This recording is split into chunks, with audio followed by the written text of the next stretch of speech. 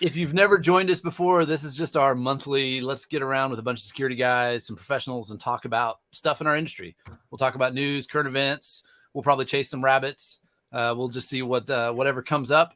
If you've got questions, thoughts, you want to tell us we're stupid, if you don't like our haircuts, whatever, feel free to throw that in the chat. You can do that, right? I didn't know they were going to like be slinging violence. Well, you know, we like to encourage pleasant criticism. It's fine.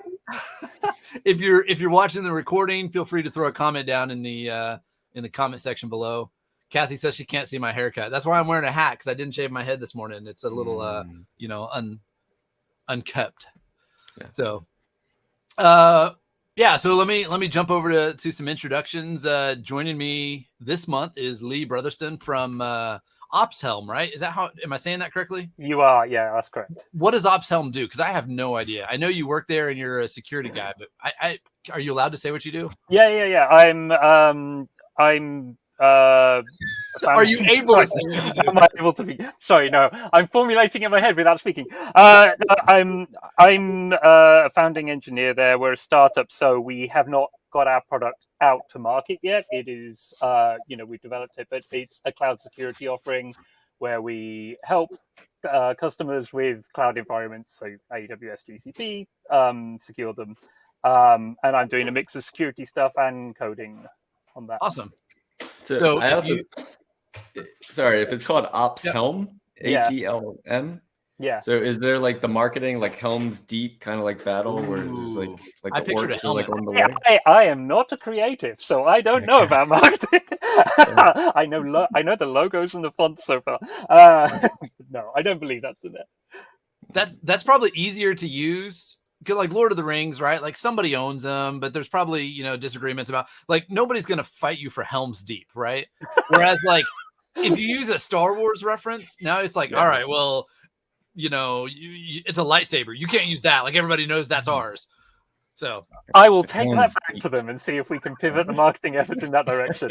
I love it. Yeah. Oh, it's a castle, it's a wall, it's a battle. Like, it's got defendery looking stuff about it. Yeah, it makes sense. There you go. Also joining us is Jason Blanchard from Black Hills Information Security. I don't know exactly. I know you're like content development. I see you all over the place, but what is your actual role or responsibility? My actual title is Content and Community Director. We don't have a marketing department at Black Hills. We have a content and community department. There you go. So I am the team lead for that, and we create zines. We created, I co-created Backdoors and Breaches with the team. So that's our incident response card game that's being used. And so it's being taught to like teach cybersecurity and how to do tabletop exercises. So like I'm on the content end, and I work with all the testers. I work with John Strand, and we like, how can we take all the knowledge that we have and create it in a way that can help? You made that, right? Oh, Ransom Bear is my favorite. So that's still in the plastic. This is my copy I'm saving so that when it's worth something, it's still in plastic. Yeah. So we were doing a webcast one day, and John's talking about ransomware, and he's like, it used to be like you could outrun the other guy if the bear is chasing you. Like, like, oh, I just have to be faster than the other guy. And he's like, no, the bears these days, they have flamethrowers and AK-47s and jetpacks, and they're coming to kill us all. And as soon as I heard it, I was like, we need that bear. We need that bear. Yeah. So I reached out to a Marvel comics artist from out of Italy, and I was like, hey, can you draw this bear? Also, I need you to be able to color it. And he's like, I don't know what you're all doing, but sure. Yeah, that's fine. Let me put the picture back up there in case folks haven't seen it. So that's pretty on point. Yeah, it's Ransom Bear. That's awesome. Now you know. Yeah, we turned it into a coloring contest because that's exactly. I didn't think about giving kids like that bear at first, and then barely any comments of like, hey, it's guns and flamethrowers, and I was like, yeah, next one won't be guns. I'm not seeing any kind of copyright on here, so this is a free for use, right? Like if anybody wants to, I'm just kidding. Awesome. Well, let's jump in and talk about important stuff. LastPass has completely been breached. It's completely useless. Everybody should stop using LastPass right now, right? Have you guys seen this? Yeah, not my password. My password's like difficult. I will say my master password for LastPass, because we use LastPass, is probably the strongest password I have. Like it's pretty secure. Yes. But did you guys see the scope? Like, everybody's making a big deal about this, but is it really that big a deal? I think it's personally, I'm on the it's not with caveats. So the scope, as I understand it, is that source code and some sort of proprietary technical documentation was what walked out. None of the encrypted vaults or anything like that, like customer data, isn't there. Mm-hmm. So I don't think there's really risk of someone managing to brute force their way into like a list of customers' information. So in theory, the source code, it's like their secret source and you could maybe rebuild the client from it or whatever, but it shouldn't reveal customer secrets but my big caveat on that is that if you've got source code, you do have something to analyze for vulnerabilities. And if you found something that way, then it may be a bad thing. So it's caveated around if they've done things properly, source code shouldn't be a problem, but yeah, I think for me, it comes back to is having LastPass better than not having any password manager at all? Right. Yes. Oh yeah, and it's awful when everyone jumps on it's the end of the world. You should abandon this password manager. We spent so long getting people to switch from summer 2018 as their password to using a password manager or whatever. Yeah, I totally agree. The benefits far outweigh the drawbacks with that. I'll let you know, as a pen tester, a lot of people have not made that switch yet. No, but that's true. They don't use summer 2018. They've moved up to summer 2022 now. Right. Progress. So whenever I'm playing backdoors and breaches with people and the password spray card gets revealed and I get a chance to so does everyone know how this works? And they're like, no. And it's like, oh, okay, you use the same password for every person. And they're like, why would you use the same password for every person? Because somebody at the organization is definitely using summer 2022 exclamation point right now. Yeah. Yeah. What's real common is help desk. They know, hey, after we do stuff, we're supposed to reset this password. And so they do something simple like that. They use, here's our default, or they start a pattern, they'll use the month and the year. And then when the person who has to change their password, they know what that password is. So they're like, oh, that's a good idea. I'm going to keep using that same pattern. And so we see that where it's whatever help desk does, everybody takes that lead and just keeps going with it. Yeah. You brought up how LastPass is your strongest password, and mine too. I think it is for a lot of people. And the problem with that is it's normally really long and really complex, and it's the one you don't want to forget. Yeah. And so when I started where I work, and I was like, hey, I forgot my LastPass password. It always feels the worst to reach out to the sysadmin team. You're like, hey, I forgot that one. Yeah. My so bad. So let me ask this, because I've always said, people rant about writing down passwords, and you see the password book, at Walmart, you can get the book that says write your passwords in here. I'm of the opinion that that's not necessarily so bad. It's not in the right context. Right. I think people poking fun at that sort of thing comes from the days where people left post-it notes on their monitor with the password on. But for the non-computer literate person at home, they're not worried about someone sneaking into their house to get the password book. Yeah. And for them, that's probably the least breachable way of storing them. Yeah, absolutely.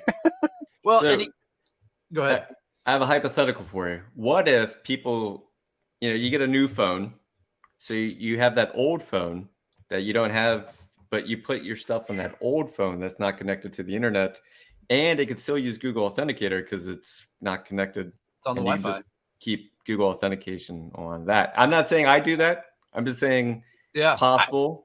I don't think that's bad. I mean, from an attacker perspective, if I were analyzing the risk of something like this, I'd be like, all right, well, if it's an older phone, it's probably not getting updates anymore. You're maybe not monitoring it as much as possible, right? Something could happen. It could get compromised, blah, blah, blah. But there's a level of obfuscation built into that. If that was your policy where you told everybody to do that, that would probably not be ideal. Mm-hmm. But for an individual to do that, I don't know that that's that big, even for technical people, if I said, hey, I've got this really strong password that's really important and I rarely ever use it, and I need to store it somewhere that if something were to happen to me, my wife can get to it or something like that, like writing it down somewhere without the URL and the username and all that, right? Like she knows, hey, this is here, this is where this is, but having it out of context, I don't see the risk there. Yeah. Because nobody's going to break into my house, find that book, know what it is, and then be able to use that. You know, that's just the likelihood of that is so small. I don't see it as a big concern, big threat. Yeah, this is another case of the know your threat model problem of people who are like, oh, your grandmother isn't NSA resistant or whatever. And it's like, cool, okay. Well, and that's a good point. The argument that I've always made against LastPass, the single threat that I can find against LastPass that is significant is they have the ability to manipulate the agent that's on my machine, like in my browser or on my phone or whatever. They have the ability to push down updates to it. And so the idea that the encrypted database is only decrypted on my client, they also have the ability to change that. So if the NSA came to them and said, hey, for Nathan Sweaney, we want you to send down an update to his device, and the next time he decrypts it, it's also going to send a copy to us, as you know, and then just keep working normally in every other way. They totally have the ability to do that. Yeah, and I. Like when you say LastPass gets hacked, you're like, well, who did it? Because if it's the people who did the OPM hack and the LastPass hack, you're like, oh, that's something. Yeah. But if it's, it depends on who did it and why they did it. So who are the kids that did the Okta thing? Right. I already forgot the attack group. What was their name? Started with the C. Did it start with the C? It doesn't matter. But yeah, I mean, like we live in a world where it's like some teenagers can be like, yeah, I'm bored. Let's go like crack major companies just for fun and see what happens. Yeah. But also like companies like this, if you did get into something more than they got into, that's quite the supply chain attack possibility. Oh, absolutely. Yeah.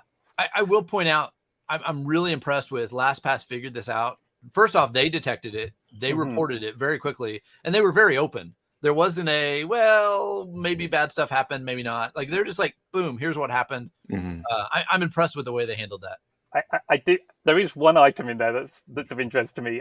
They haven't stated exactly what happened, but it says on this that it was from a single developer account.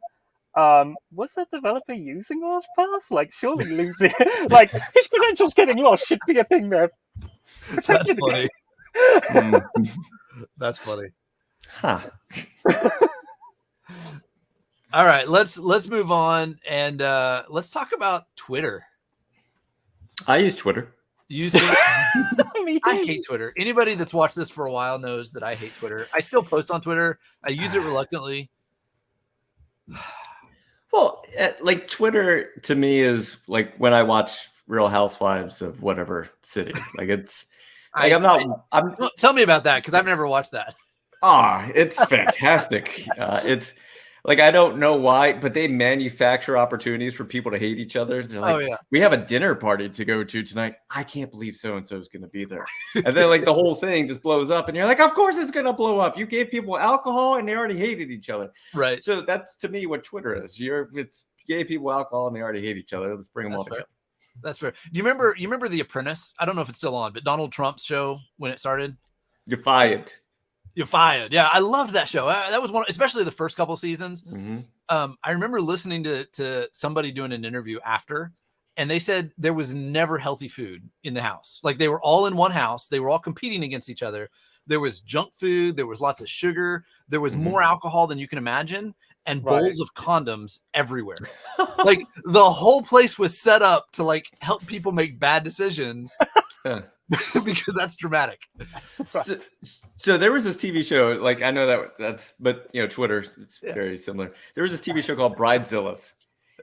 And what was great about Bridezillas is that most of the brides wanted to be able to fit in their dresses. So what the producers did is they gave them like workout stimulants so that way they could. I mean, it just made them like, now they're all like, and I was like, oh, this is well done, horrible. Producers. Yeah, it's well done. But to the point, maybe reel it back in here a little bit. That's what Twitter is, right? Like Twitter is let's promote the most extreme, the loudest, the whatever. Like, it's those voices that get promoted, and everybody piles on. Mhm. It drives me crazy, but it's the comment section of life. Yes. There's actually a Twitter account, I think I still follow it, called Don't Read the Comments. And every day it just posts a reminder, hey, don't read the comments. Yes. It's good life lesson. Yeah, as a creator, you get used to not reading the comments, but then you read them as like, it's constructive criticism. But what you need is somebody else to read them for you and then be like, all right, here's the ones that are actually constructive criticism. Ignore the rest of these. I think I do that for John Strand. I was going to say you need an assistant, but I see where this is going. Here you go. Read these. Yeah. All right, so Twitter. So, we all know the drama. Elon tried to buy Twitter, was in the process of buying, and then blah, blah, blah, blah, blah, blah. So Mudge came out. Do either one of you guys know Mudge personally? I don't know him personally, but I know like the history of Mudge. Yeah, I've been around him at like Black Hat and stuff like that in the past, but I wouldn't call it friends, acquaintances. He was hired on, I think it was 2020. Was that when he was brought on after the big hack where like those, again, some more high school kids got access to like President Obama's account and all the bigwigs like Jeff Bezos and all that. I remember like all those major accounts, some kids got access. And all they did was send out a Bitcoin link, like send me money. Right. Yeah. Right. Which, yes. Anyway, that's a totally different story. So Mudge was hired on right after that to fix stuff. And after 2 years, 18 months, whatever, trying, he come out and said, well, I guess he basically said this whole place is a mess, and they fired him and said, no, it's not. And now he's come out and is reporting to Congress as a whistleblower that the whole thing really is a mess. Right. Is anybody surprised by this? I think this is one of those disappointed but not surprised situations. Yeah. Sorry, I think Jason was going to speak. Surprised? Yeah. I at some point you feel like companies reach a level of maturity. And I felt like Twitter was probably a company that reached a level of maturity. Out of necessity, reached a level of maturity. So I think I was surprised to hear like it's not reached that level of maturity. I mean, yes and no. I think a lot of the companies that reach maturity and have all the right controls and policies and stuff in place are often because they're regulated or something, like a bank or a telecom or something like that, or someone takes payments, they got PCI requirements. As far as I know, the only thing that Twitter would have to do that is around regulatory compliance is there's probably something around their IPO they may have had to have done, but yeah, as a publicly traded company, right? Yeah, but I don't think they have, and that's mostly going to be like, I don't know, like Sarbanes-Oxley type stuff or whatever. I'm not sure that they have that much regulatory compliance to go on, and so I do wonder if they are effectively a really big startup in the way they operate. Yeah, that's a good point. Like I've noticed with our customers, the insurance companies, the financial services companies, energy companies, like those types of places, portions of them, the portions that are in scope for regulations, they tend to be really well done, really mature. Everybody else, man, it's hit or miss. I don't know that I was really that surprised when this came out. And as I recall, like that hack took place because it was, didn't they find the the admin panel that every startup has but claims they don't have, where everyone gets access to everything. It was another one of those, which is just like totally in line with the big startup sort of theory, I think. Yeah. It was very much the they got I think they social engineered somebody, and that person didn't have access to that admin panel, but they used that account to socially engineer somebody else who did have access to it. And then from there they could impersonate any user, which just blows me away. I mean, that's how, I guess it's kids. So what do you expect? But imagine if you had the ability to tweet as anybody. Yeah. Mm-hmm. What would you do? Like, this is almost like, what would your superpower be? But what would you do? Like, if you could tweet as anybody right now, what would it be? Oh my God. Wow. That's a really good question. If I could tweet as anybody, what would I tweet? It's probably Barbara Bush. Well, because I grew up during that period of time. Get over it. That's hilarious. Let's see. What would I tweet out? I'll let you go. What would Barbara Bush tweet? Everything I'm thinking of is like, like stock market manipulation level illegal. So it's like, yeah, that's where my mind went too, right? Like, all right, we've already hacked Twitter, so we're on the other side of the ethical line. I think stock market manipulation is the easiest, right? Well, you only need the right person to say something, and they could pump or dump a stock, which you could take advantage of. You've already seen how it only takes Elon Musk to say he's buying Dogecoin, and it like through the roof or whatever. Yeah, you could 100% make money off it that way. I mean, at that point, then you pick Joe Rogan. Oh God. Oh, you're not wrong. All right, so all right, let me reel back in here a little bit. So all right, so Mudge comes out. Mudge was fired for basically, saying you guys all suck. He comes out and he puts out this whistleblower statement. Have you guys read through it at all? It's fairly long. Some of it. I haven't read it. I saw the summaries. Yeah. It is a good read. Like a lot of legal documents like that get boring, and I don't like it. I really enjoyed reading through that one. Part of it is there's almost some incredulity of, wow, that's really the way they're doing things. But I don't know. Here's my my, what do you call it? Like expectation, my pronouncement of future events. This is what's going to happen. Right. I think this is going to drive Congress to get serious about passing some type of more comprehensive cybersecurity regulations that applies to at least publicly traded companies. Because to Lee's point, there is nothing like that right now. And I think this is going to be the impetus that forces that to happen. I don't know. What do you think? Is it enforceable though? Because Twitter's in every single country in the world. If you enforce it in the US, they'll do it everywhere. You know what I mean? Yeah. For big companies like that, it's not worth trying to do both.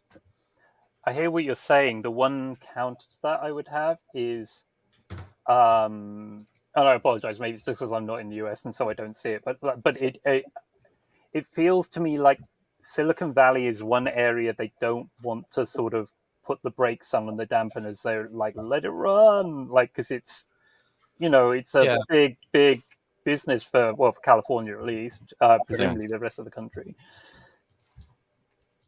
I think that's fair. I mean, obviously, like Facebook hasn't really been reined in, and they've done like really egregious stuff. So, but I think that's largely because they don't know how to do it. Right. Like I think this is a situation where like we know what kind of regulations work when it comes to cybersecurity. We were just talking about that. Like some requirement, some enforcement mechanism has to be there, and we know that. I think we can develop standards that can be useful because we've done it in every other industry, right? I know cybersecurity is complicated. So the traditional way of like a tech startup is you get as many users as you possibly can, you scale as fast as you possibly can, and then you figure out how to monetize it. Then you figure out, and so most of it's just losing money in the beginning. Most of it is just figuring out what it is. There's a lot of pivoting. Like here was our business model. That didn't work, but this one little teeny thing over here did. So let's run in that direction. And I hate to say this, but would cybersecurity regulations keep that scaling process from happening? Because if you have to figure it out before, then most businesses won't even get to the point where they can monetize to the point where they can afford to implement things. I think there's ways to limit that impact, right? Like with Sarbanes-Oxley, with HIPAA, with GLBA, like there are organizations that are in scope and out of scope for compliance requirements. And so I think there's ways to limit that, right? If you're a small private startup, maybe the burden's not as heavy as if you're a large publicly traded company. Yeah. I don't know. I think we got to figure it out somehow. I mean, like it could be a part of the IPO process that you would have to adopt this regulation, these compliances in cybersecurity before you can actually be listed on the NASDAQ or something like that. Right. Yeah. I did think it was funny as you read through the Mudge's initial announcement and whatnot. The president of Twitter, CEO of Twitter, I can't remember his name. he came out and he basically said, it might have been through a spokesperson or something like this, but they basically said, well, Mudge doesn't really understand the complexity and nuance, and he was fired for underperforming. And as soon as they said he was like let go for underperforming, like the entire cybersecurity community was like, I'm sorry, what? Yeah. Are we talking about the same guy here? Because yeah, he's kind of like known for the opposite. Like underperforming for Mudge reminds me of like just he went to a place where he wasn't going to be able to thrive. Like the culture there, the management there, like underperforming was probably the task. Yeah, for management, because like if he was performing, then like the security people are just constantly in my business. And we're trying to do business. So. But yeah, the community came out and was like, oh no, not Mudge. No, anyone but Mudge. Well, I love the comment too. They said he lacked important context. Like the statements he made lacks important context. To me, that's corporate speak for, but we're different. We're not like all these other companies. We're different. You don't understand. We don't have to do this stuff because we're different. Anyway. All right. Let's talk about Janet Jackson. Lee, I heard you are a huge yeah, sure. For the purposes of this conversation, let's go with that. Yeah. It's one of the very first CDs I ever bought was a Janet Jackson CD. Keep going. Really? Which one? I can't think of it right now, but it's like 93. She's on the cover. I don't remember, but like 13-year-old Jason was like, I'm buying this from the store. Was it, did you buy the individual CD or was this like a BMG, clearing Columbia House thing? No, it was definitely, I never got into Columbia House because that was just, even like 12-year-old Jason knew that Columbia House was a scam. My coworker Deb here is like, did you do Columbia House? Oh, we need Deb's knowledge. Did she? She did. She feels real bad about it. Oh gosh. It was your first album was Janet Jackson? Oh, okay. Right. Oh man. So clearly we need Deb on rather than Jason. We should have widened the camera angle there. Lee, do they have Columbia House or BMG in Canada? I have no idea what you're talking about. Okay. So I got real big into it. They were two competing companies. They basically did the same thing. Here was my situation. My dad said, you can't buy a CD player because you don't have CDs. You can't buy a CD because you don't have a CD player, right? Mm-hmm. Tapes are good enough for me. You can use tapes, blah, blah, whatever. So here's what I did. I joined BMG. BMG was this membership thing where you get like, I think initially it was like 12 CDs for 1 penny. And then you commit to buying a full CD over the next year. So ultimately you'll get 13 for the price of one. So I did that. I got my 12 CDs. I told my dad, hey, I need to go buy a CD player. You don't have any CDs. They're on the way. So I, that was my hack to get into owning CDs at, 11, 12, 13, whatever. And then I was like, hey, this was a really good deal. It's clearly a scam, right? They're scamming me somehow, but I can play this game. So I signed up my mom as an account and I got like 5 CDs for bringing her into the club. And she got 13 for the price of one. And then I signed up my dad and my brother. I think I ended up with like 150 CDs and I probably paid for like 12 of them. Wow. Where are we going with this? Oh, my first. I don't know. I think one of that first group that I got was the Bodyguard soundtrack, right? Whitney Houston. I never got into Janet Jackson, but I definitely had me some Whitney Houston back then. Oh, it was Rhythm Nation. That was the name of the CD. Was it? That's the one. Yeah. So, did you ever have a hard drive on your laptop randomly crash while listening to that? I don't think I ever put it into a computer. Okay. Did you get a chance to read this article? Do you know what we're talking about? I read it. I know what it is. And no, I have never owned any Janet Jackson CDs, so I've got a high degree of confidence of saying I haven't had a laptop crash while playing. That's so funny. Do you want to summarize the situation? What happened with this? So my understanding is that there are certain frequencies in some of the tracks that are the same as the resonant frequency for the hard disk or the hard disk platters. And so it caused physical vibrations that caused the hard drive to give up working. So Microsoft put this out as an actual like CVE that apparently at some point a hard drive manufacturer or a laptop manufacturer, they were getting reports of these laptops crashing, and they couldn't figure out when or whatever. And I guess there was a high enough occurrence of them that they knew there was something that was going on, but they couldn't figure it out. In the process of testing one, they found out that when somebody was listening to a certain CD, it would crash more often. And they got to experiment, and it turns out that, this whole resonant frequency thing, like every device has resonant frequencies, which sounds like black magic to me. Yeah, for sure. I think it has something to do with the way the atoms like move. It's to do with waveforms. If you want a real life illustration, if you've ever been in a car with like meaty bass speakers and on a certain note, like keys that you've left sat there rattle around, that's them hitting the resonant frequency. It's the same thing. Yeah, that makes sense. So the Tacoma Bridge is a good example of that. Yeah, there's also a thing called the brown note. I know what that is. Hey, this is a family appropriate. There's a frequency at the right decibel will cause any human being to lose control over their bowels. Oh wow, that really is going there. I didn't. Yeah, it's called the brown note, and it exists. It's real. Oh my gosh, I had no idea. I've got a soprano sax over here. I'm sitting here wondering, all right, can I find the?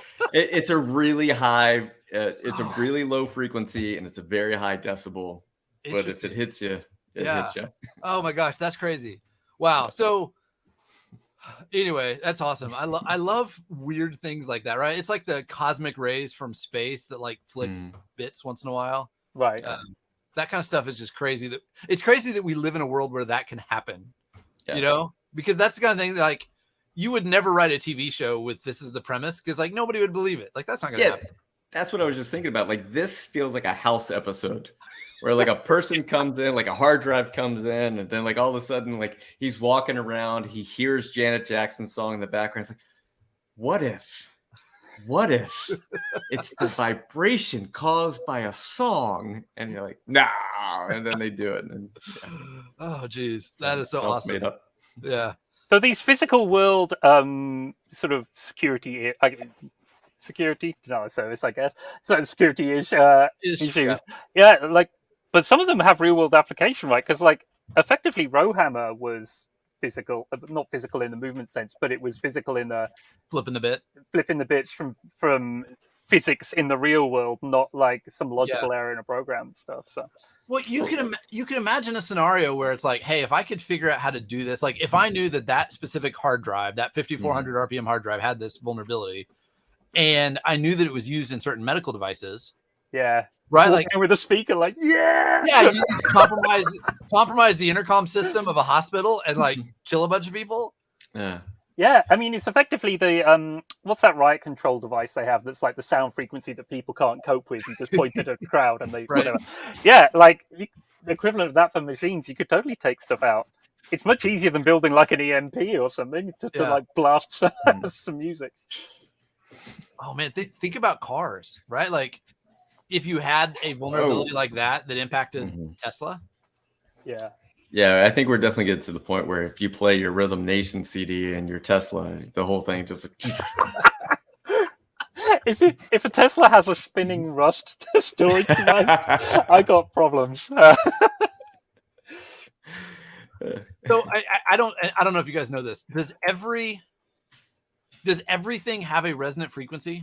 Is that like a thing that impacts all matter, or? I believe so, but those frequencies can be quite arranged, so they may not be frequencies you can attain easily. But that's why you can do the finger on a wine glass and make it do the thing. It's the same thing. Interesting. I've heard, and I can't remember where. I feel like this is a legit thing that if you do it just right, the whole finger on the wine glass thing, you can actually make the glass shatter. But it's like such a unlikely thing. Like, it doesn't hardly ever happen, but it's possible with enough effort. So there are days where I just look at anything, like the fact that I'm sitting here at a computer talking to you all on the internet because it's powered by electrons and ones and zeros, and I'm like, none of this makes any sense. No kidding. My son, how old's Aaron? 10-year-old. He said that in the car last night. We were driving back from somewhere, and he says, "You ever think about how crazy this is? That this all works? Like, the people that built that fence couldn't have done it if somebody didn't build a saw and decide to cut wood into standardized lumber and build trucks for us to ship it. Like all of the components that have to fit into modern society to get us here. It's just crazy to think about. Yeah, it's actually, you bring it up. It was one of the ways that I would stop a panic attack, where I would like look at a thing and envision all the steps that has taken like humans for the last 30,000 years to get to like this pen that's right in front of me. So I would just focus on like, well, okay, so you had to create this, and then you had to have human language, and then someone had like all the things that had to happen for this pen to be created would pull me out of a pen. It is. That's funny. I know you mean this from the point of view of like it's a grounding exercise, but the fact that stops a panic attack instead of causing one, it's amazing. I thought that's where he was going, actually. I thought he was going to say, this is how, this is what causes my panic attacks to get worse. Yeah, that's crazy. Yeah. And then there's the brown note. The brown. Speaking of, all right, we talked a little bit about cars and spinning hard drives. Have either of you guys ever driven a combine? I don't know if you grew up in farming communities or had any experience there. Nice segue. I have not. I grew up in an area with a bunch of agriculture, but I've not actually been involved in agriculture personally. I've been on a tractor. I've tossed hay. I would spend summers. We call that hauling hay. Okay. Well, once you get it there, you got to like toss it up into the barn. Yeah. But I would, I'd spend summers at my friend's farm. So that's as close as I got. We would be on farm equipment. So oddly enough, my grandparents and my dad and aunt and uncle and all that, they were what's called custom wheat harvesters. So basically there's a lot of farmers in the Midwest that, they grow the wheat or corn or milo or beans or whatever. They don't have all the equipment because it's really expensive to harvest it themselves, and to maintain all that equipment and only use it once or twice a year is just expensive. So what they would do is they would contract with folks like my grandparents, and from like the 60s until the late 90s, they would start every summer in like April, early May in almost Texas, Oklahoma, South Oklahoma, and they would cut wheat as it ripens further north the later in the year it gets because of the climate.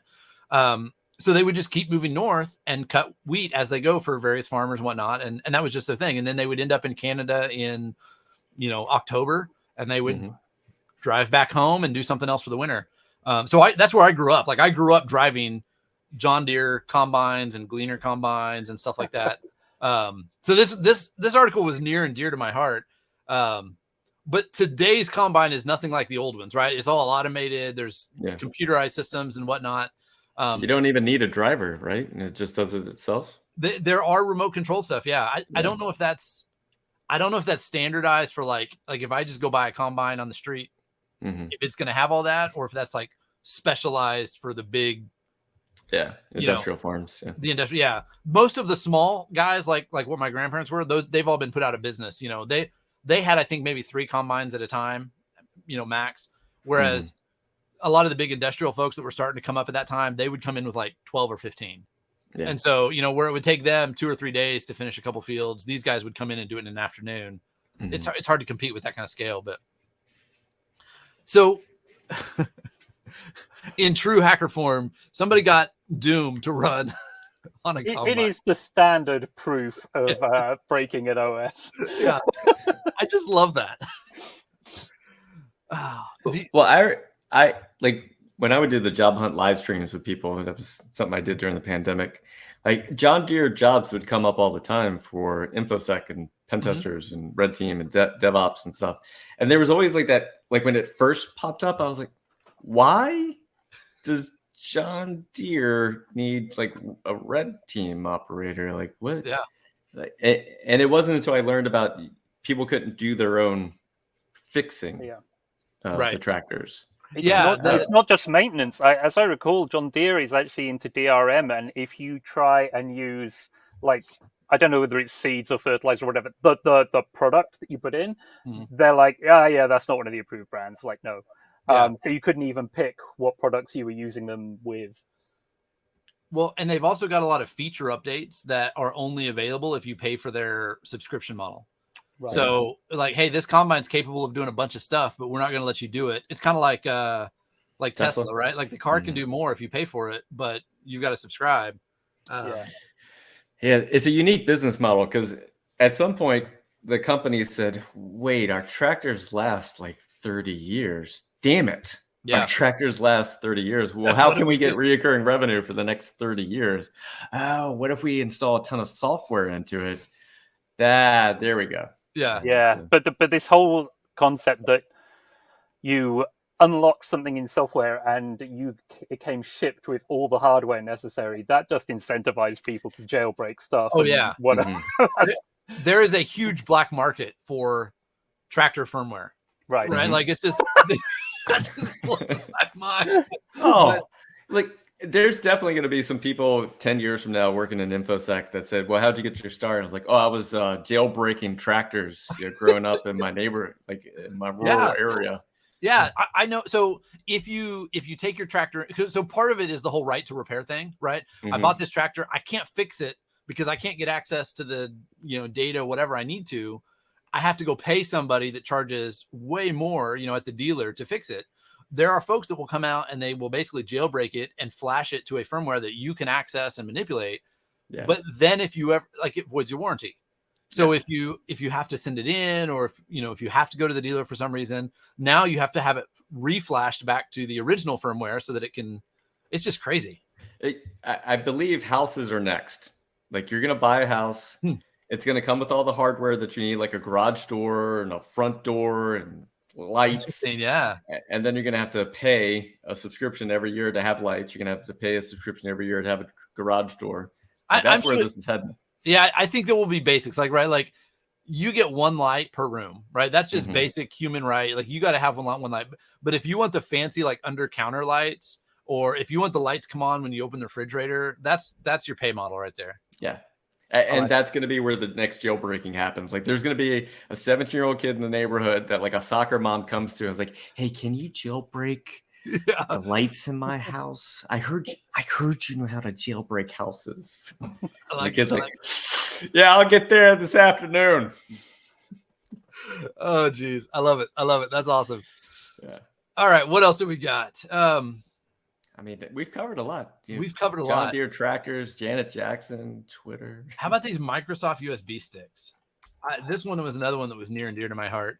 So criminals are mailing, like physical mailing, USB sticks that appear to be Microsoft Office and getting people like this is old school social engineering, right? I was going to say this is the sort of thing that used to be super common that pen testers or red teamers or whatever you want to call used to talk about.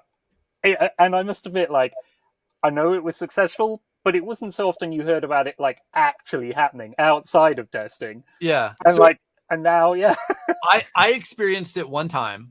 I used to work in the point of sale industry. I worked for a company that resold point of sale software and did managed services and stuff like that for a lot of restaurants and grocery stores and that sort of stuff. We had some attacker that was mailing software updates, point of sale updates to our customers. And one of them contacted us and said, hey, I've never seen this before. Is this a legit thing? And this was early mid 2000s. Mid 2000s. It wasn't a USB stick. It was an actual like a CD drive or CD-ROM that looked legit. But that's what it was, is they were trying to compromise those users. I just think it's awesome that people are still doing that. Like I got to give them. Yeah. We talk about this when we're at Black Hill sometimes, that I love the criminal who sits in a room and says, you know what we should do? What if we get some USB drives and we make it look like Microsoft and we start mailing it and everyone's like, yeah, let's do it. And then they do it.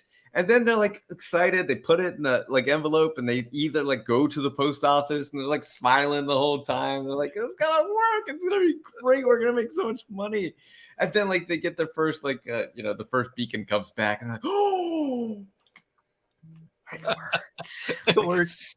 Yeah. So I'm thinking this is either an old dude that's been around for a while and was like, back in my day, this is or it's somebody that's been in prison for a while, 15 years, They get out of prison. They're trying to get back in their game. And they're like, this is just what we do. Like, this is how hacking works.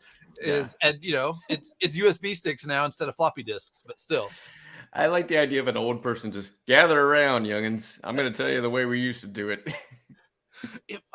That makes me wonder from an attack perspective. Like, I've never sat back and think, hey, you know what? Let's think back of the attacks of like the mid 90s and the early 2000s. Mm-hmm. I wonder if there's some techniques that we don't use anymore that would be effective. Well, because the new generation of people have just like not heard of them. Yeah, exactly. Modern controls.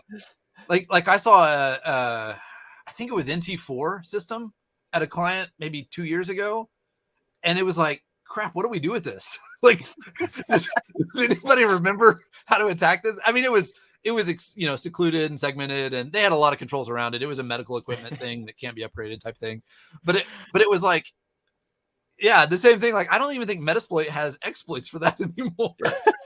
I was just thinking of like going to the Wayback Machine and like going to like 2002 and finding like an NT like instructor, and then like finding their name and then finding them on Facebook and like, hey, are you the Rob that used to teach NT like in 2004? Hey, can you help me out? Do you remember that episode of Paul.com that you did? I think it was episode 6. Oh man, that's awesome. I love it. Yeah. I love it. All right. I'm a big fan. And when I say I'm a big fan, I'm just a big fan of the people who sit around and go, how can we rob somebody today that is unique and interesting? So it's funny you mentioned that. I had a friend, I was in high school. He was a couple years, maybe about 3 or 4 years older than me. He applied for an armored car position. Like, I don't remember. I can't remember my timeline. I think he was in the military for 4 years and then came back. Anyway, he applied for this armored car position, and he may have been making this all up. But what he told us is that as part of the interview process, they asked him if he's ever thought about how would you rob an armored car? Mm-hmm. And he's like, do I say yes or no? And he's like, and it come to find out, supposedly, that was part of the conversation, is that if somebody says no, they know you're lying. Because everybody, the type of person who would apply for that job is the kind of person that would have thought, how would I attack this? How would I rob it? Yeah. And so if they say yes and give them a reason, then it's more of a like, all right, what are your ideas here? His idea, and this, I remember he's had the military experience, because his idea was, what are the big helicopters, like the massive helicopters that lift up? Chinooks. Yeah. His idea was like, you basically pick up the truck and you lift it as high as you can with the helicopter, and then you drop it and you just crack it like an egg. Yeah, not a bad idea. I don't know. Fantastic. Well done. Yeah. All right. We got time for one more here, I think. Okay. So I thought this one was interesting. I'm going to jump over to the U.S. government propaganda campaigns. I'm going to have to bail out on this one. Were you a part of this? There is a possibility from the year 1997 to 2002. I may have been a part of some of this. Continue. Go ahead. Really? I didn't know that. Okay. Well, yeah, feel free to like back out if you need to. No. So, I mean, I don't know if you guys got a chance to see this article, but basically we've talked about for the last, 6 or 7 years, all of the Russian influence into social media, mm-hmm. and, bots and spams and trying to influence elections and all that kind of stuff. Apparently some folks, I can't remember the name of the organization, they were going through analyzing stuff, and they basically were able to determine that we are effectively doing the same thing in Russia and China. Yes. Oh my God. Who could have known? This is the first I've heard of such a thing. It's crazy. Who would do that? That was the best response ever. Oh, jeez. I'm dying. Huh. So Jason, what do you think about this? I'll give you a little story. So once every 3 months in the military, I would have to pick up trash. Like, I'd have to pick up trash around the base. It was like my job. And they paired me with the PsyOps guy every single time. Like, it's just, we were on the same damn rotation. And this PsyOps guy would spend the next 4 hours just messing with me in every way possible. He would like pull over and like, because he was a higher rank than me, and it's like, you see that piece of trash over by the tree line? And I was like all the way over there. He's like, yeah, go get that. And then I'd step out of the car and he'd like pull forward a little bit. And I was like, that son of a bitch. That son of a bitch. And then he'd pull forward. Like, no, you're fine. And like every time I turn around, he would just be a little bit further. And then finally, like, and I'd walk over. And then we'd go to the commissary. And he'd walk up to a guy and he'd see his name tag. And he'd be like, Rogers, hey, what's going on, man? I haven't seen you since. And he would look at his combat patch. He's like, I haven't seen you since, whatever war. And like, you were in that unit. And the guy's like, yeah, man. Yeah, it's good seeing you.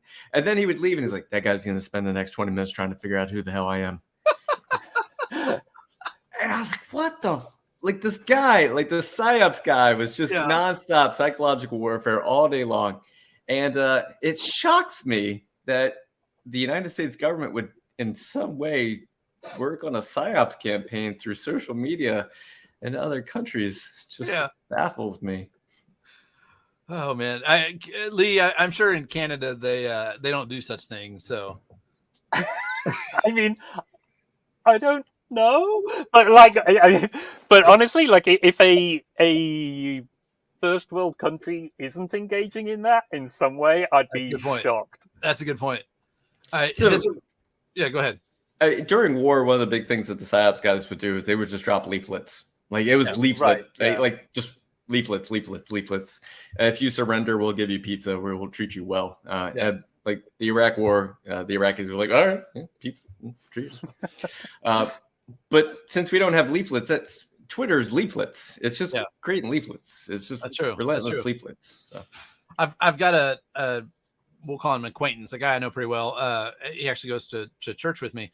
He was an interrogator in Afghanistan during the whole hunt for bin Laden. And one of the things they found was all of their interrogations were designed for soldiers of a country's military, right? They have allegiance, they've been well trained, right? They've been taught how to stand up to this interrogation. And instead, the people they were interrogating were like just random folks, I mean, they signed up for this thing or that thing, but they weren't trained. They weren't really well educated. Like they didn't have much loyalty to the organization they were fighting for. They just got sucked into something, and maybe were paid a little bit of money or whatever. And so all of their interrogations didn't work out. And this guy kind of broke the code. He figured out, hey, if instead of being mean and harsh and like, doing the waterboarding and all that, if instead we're just like, be friendly with the folks and say, hey, we're on the same page here. You're just trying to get home to your family. I'm trying to get home to my family. Here's what we need to do that. He found out that like they could negotiate, and and he was actually part of the team that discovered bin Laden. Like they were able to do the interrogation and got figure out where bin Laden was. But to me, that's the same type of thing, right? Like it's knowing the people, knowing how to interact with them and negotiate, and I guess giving people what they want, maybe. I don't know. Yeah, it's a know your adversary thing, right? Like, I mean, that was different because they're trying to get them to collaborate, but you know what I mean? Like, the only way to work with or against someone is to sort of know their motivations and their weak points and whatever. And it also goes back to like the algorithm favors outrage. Yes. All social media algorithms favor outrage. The more engagement, the more it spreads. And so if I'm in the PsyOps campaign and I'm trying to influence another country, I'm going to post things that cause rage and outrage and people to get engaged. And so I could imagine the United States in some way. I have no idea. I would just say, sure. It's so out of character, though, because the US doesn't like meddling in other people's politics, like generally speaking. Have you seen the meme about the hobbits? So no. Somebody was commenting about how hobbits are like anarchists because they don't care about anybody else. They don't have a king. They all do their own thing. No laws, no rules, whatever. And the response was, here's the thing. Gondor had no king until a bunch of hobbits went through a huge amount of trouble to put one loyal to them on the throne. Hobbits aren't anarchists. They're the CIA. Oh, I saw a thing that said, Lord of the Rings is what happens when a DM gives the party a too strong of a magical item too early in the session.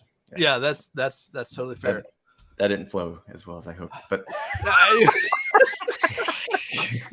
I think that's our third Lord of the Rings reference this episode. So that's I think we hit a record there. The brown note. The brown note. Oh, do not go Google that. Do not watch any of the shows we've talked about. Do not. Yeah, we don't endorse or encourage any of the stuff that we are referring to. And it is a shock to me that the United States engages in propaganda in other countries. It's very shocking, very shocking. And in fact, I would say it hasn't been proven. It's an allegation at this point, right? How about that? Doesn't make any sense. Please don't investigate us. All right. Well, I'm going to wrap it up there. It's getting close to the top of the hour. Lee, Jason, this has been a blast. Thank you so much for joining me. Thanks for having us. Yeah, thanks for having me. We will definitely have to do it again sometime.